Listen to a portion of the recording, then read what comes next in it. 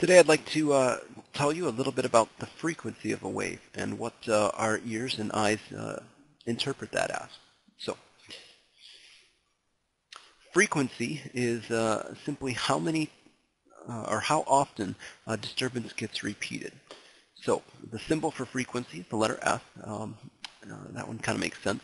And the units is a new unit for us. We haven't studied hertz yet, but a hertz is times per second.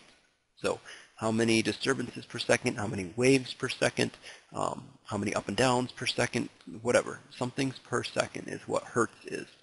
And so you can't really talk about frequency and not also mention period. They are very related concepts. The period of the wave is the amount of time between repeated disturbances. So frequency, period, one is the number of times per second, and the other is the number of seconds per time, per cycle or per wave, and those two concepts are reciprocals of each other. So one formula of several that you could write is that the frequency of a wave is 1 over its period, where the period of a wave is 1 over its frequency. Notice the symbol used for time period is a letter T. It's often capitalized as opposed to a general T, which is just kind of a general amount of time. A big capital T tends to mean the period of something that repeats. So frequency is something that your ears have been programmed to hear, and we hear higher frequencies more often, disturbances of air. We pick that up as a higher pitch, a higher note.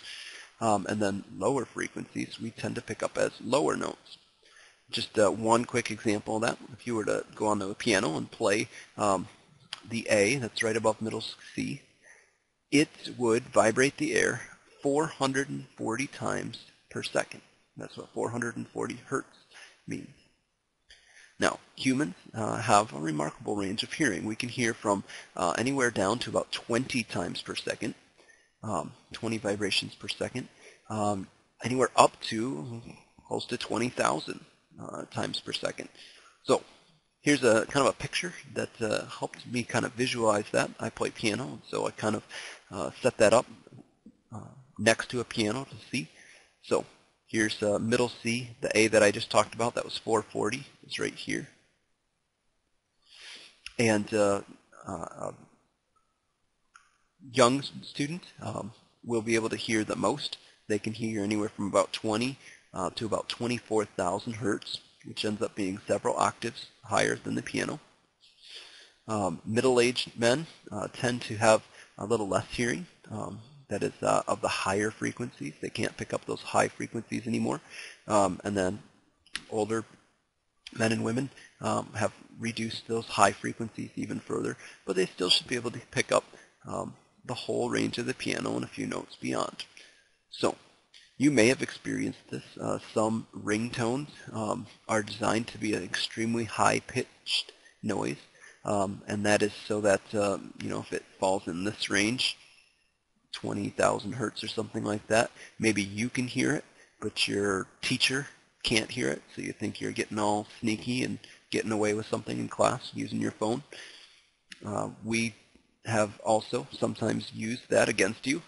Some stores, for instance, that don't want teenagers just hanging out and becoming trouble in their stores will play over their speakers really high-pitched noise, like a 22,000 hertz tone that most of their clientele aren't going to be able to hear, but you, that they don't want hanging out and stealing their stuff and causing ruckus, you won't be able to, or you won't be able to stand it. You'll hear this high-pitched noise there that you don't even realize is there, but your ear interprets that as just something it doesn't like.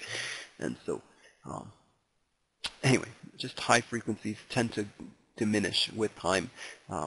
And that's related to how loud you play your music and things like that. It's how quickly you lose that hearing. So now there's a ton of stuff about frequency that comes up in music. I love music, and so the remainder of this video is just some different aspects with that. And so you might want to skip ahead to the next video on how all this stuff is related if you'd like, or if you love music, you can listen into some of this as well. If you've ever played an instrument, you're familiar probably with octaves and notes like from C to the next C up, do, re, mi, fa, sol, la, ti, do. That interval from here to here, there's 8 notes in between, so that's called an octave. Now what's really interesting about their frequencies is their frequencies are at a 2-to-1 ratio. So the A that I told you was the A above middle C. That's 440. And if you drop down an octave to the A below middle C, that would be half of it, 220. Now some other interesting ratios that sound good to us are intervals that we often call fifths. That would be from like C up to a G. So that would be do, re, mi, fa, so, do, so, that combination of notes there. We call that a fifth. And those ratios are a 2-to-3 ratio.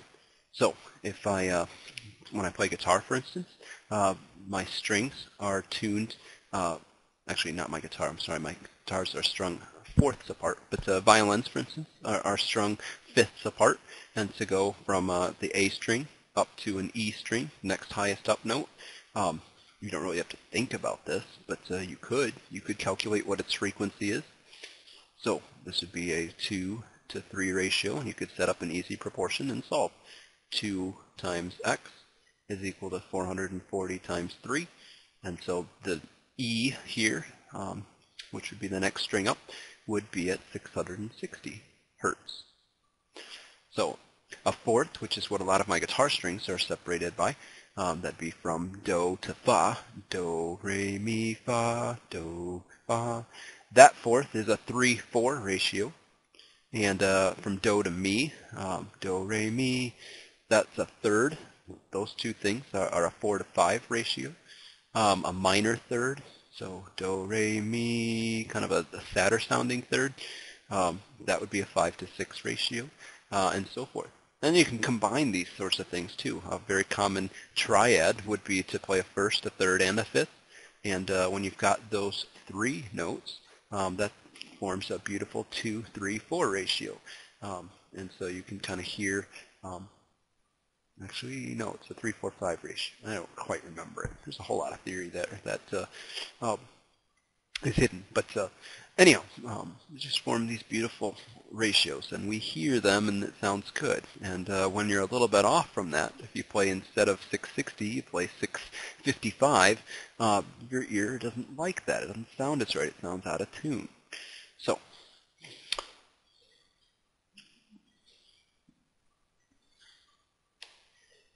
now, how are wavelength, frequency, and wave speed all related? If you haven't seen one of those 3 videos yet, I'd suggest you go back and look at one of them. But this video ties those all 3 things together. So they're related by a simple formula that the wave speed indicated by V is equal to the wavelength times the wave frequency. Now, in a lot of different things, the wave speed is going to be relatively fixed. And so that means higher wavelengths, longer waves, will have to result in lower frequencies or lower notes. And higher frequencies would have to reduce, would come from smaller waves or smaller wavelengths.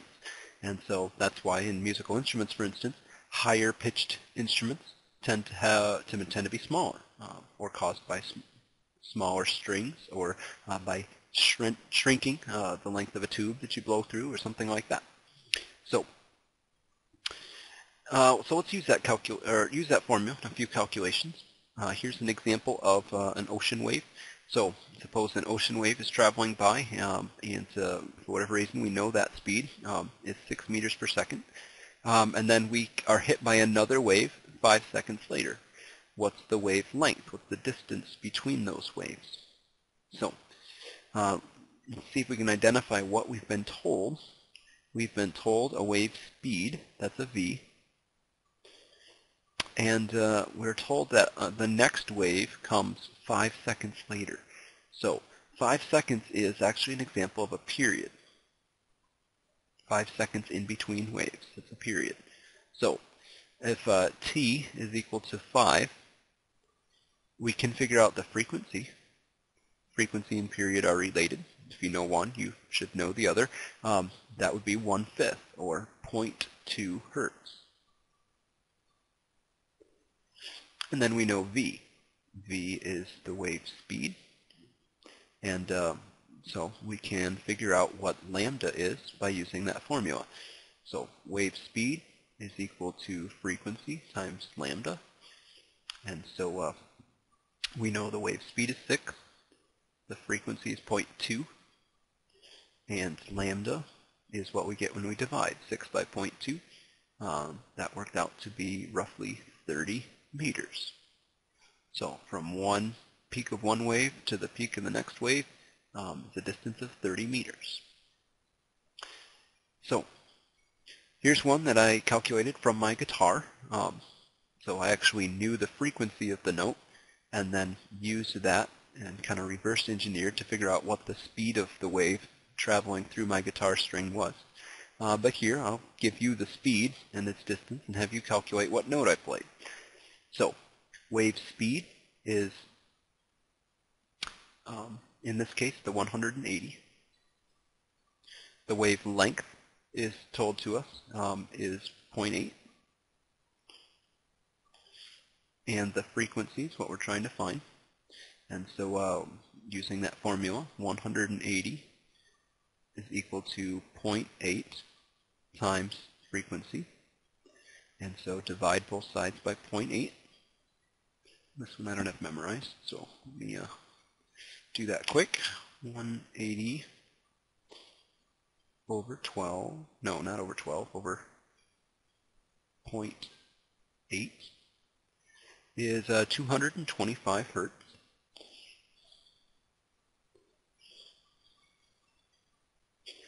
And perhaps you remembered from the earlier video that A is 440 hertz, and the A below that, which is the second string on my guitar, is tuned to 220 hertz. And this 225 would represent an A that's a little bit on the sharp side. Not quite enough to be a full A sharp, but still sharp. Coincidentally, if you ever wanted to know what the next note up is, what we call a half step in music, to go from A up to an A sharp, from A sharp up to a B, from B to a C, and so forth, you would multiply by 2 to the 112. So 220 times 2 to the 112, that would be A sharp, which is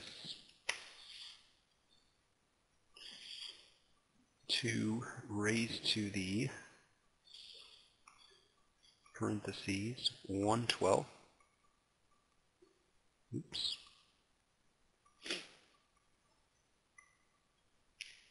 So 233 is an A sharp, and so this 225 is kind of closer to an A than it is to an A sharp.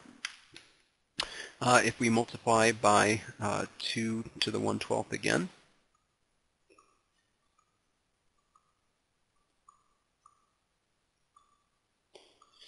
that's a B. One more time gives us to a B sharp, which is just a C natural.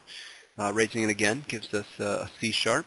Here's a D sharp, and an E, which we might have calculated earlier was 330. It's a nice approximation. Then this is a F, an F sharp, a G sharp, and then back to an A again, 440. So the last example I have is kind of fun. We recorded all the chapel's speakers at our school, and so here is a just a brief recording or a brief picture of a recording. So a guy named Greg Speck was talking, and he was making send some sort of a noise out. I can't remember what vowel it was, but he was holding it out for a while, and so I zoomed in on a portion of that. This was taken with Audacity, a nice free software that you can download and use if you'd like to record things and edit their pictures and their waves. But anyway, I noticed when I zoomed in enough times that a very particular wave shape showed up. This kind of up, down, and then a weird mountain, and then this kind of double thing here, and then up, down, and the weird mountain, and the little wave thing. So I tried to find corresponding points from here to here in that wave, and Audacity was nice enough to subtract those two time frames in our recording, and so the distance, the difference, the amount of time between these two notes is 3 thousandths of a second, 3.515 thousandths of a second. And so if I wanted to figure out what frequency that word was spoken at, kind of what was his natural speech frequency, we could figure out what that is. The period is what we've been told. So period, oops, why can't I see? Oh, it's printing in white. That's why. Switch colors to blue. So the time period is 0.003515 seconds. And so frequency is 1 over that. So 1 over 003515. And so his frequency, his natural frequency of speech, is 0.003515.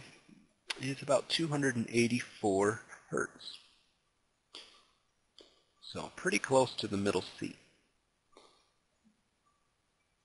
So not entirely sure what note it is. You could go back and look and follow the 220. I multiplied that by 2 to the 12th and got a C sharp, and then I multiplied by 2 to the 12th again, got a A sharp, a B, and so forth. If I remember right, it was pretty close to the middle C. So. And then how long is this sound wave? So that is just this portion of the wave. So to answer that sort of question, we use wave speed is equal to frequency times wavelength. And wave speed is the speed of sound. That'd be 343 meters per second. And the frequency of the sound was 284 hertz. And so the wavelength, or the distance in between the disturbances, as his voice box created them, was whatever we get when we divide those. It'll be just over a meter. So 343 over 284, 1.21 meters. 1.21 meters. So interesting questions about sound and sound waves, and I encourage you to record yourself someday with Audacity and take a look at the sounds that are created. It's a pretty useful program. So, thanks for watching, and tune back in next time as we talk about the Doppler effect.